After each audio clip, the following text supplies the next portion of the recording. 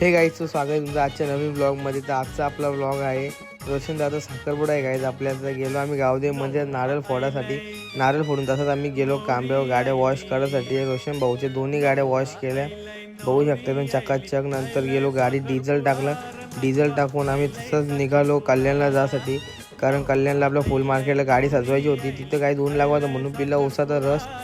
बघू शकता दोन्ही गाड्या कशा सजवल्यात मस्तपैकी। ना आम्ही निघलो तिथून घरी यासाठी।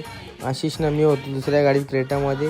बघू शकता काही तिथं कसं गिफ्ट सगळं आणलेलं आहेत आणि नवरदेव सुद्धा आपला तयार झालेला आहे। बघू शकता हे सर्व गिफ्ट्स घेऊन आम्ही निघालो, म्हणजे वरात नाचत पण होता, ती थोडी व्हिडिओ काढली नाही गाईज। आणि आता आम्ही चाललो आहे सचिन दादा, मी, भूषण आणि यश, आम्ही एका गाडीत आहोत। आम्ही पोहोचलो घोटसई गावामध्ये, कारण साखरपुडा घोटसईत आहे। आणि बघू शकता आणि करवल्यांचा नाच संपता आम्ही पोचलो मांडवाकडे। तिथं गेली रोशनदाची आरती आणि मी घेतलं इथं खुर्चीवर बसून। काही ना हा पुष्पगुच्छ माझ्याकडे होता आणि रोशनदादाचा फायनल साखरपुडा झालेला आहे। वहिनीला आणि दादाला साखरपुड्याच्या हार्दिक हार्दिक हार्दिक शुभेच्छा। आणि हा बघू शकता हा आणलेला केक तो घेतला काही तिथे केक कापून मस्त एकदम तसं। त्यानंतर काही आम्ही घेतलं जेवण आपला इथं वरड आलता, निघावं 11:30-12 होत आलते। आणि बघू शकता तरी पण अजून नवऱ्याचा आणि नवरीचा फोटोशूट बाकी होता आणि त्याच नवरदेवाचा फोटोशूट चालू होता। आता फक्त तुम्ही मजा बघा।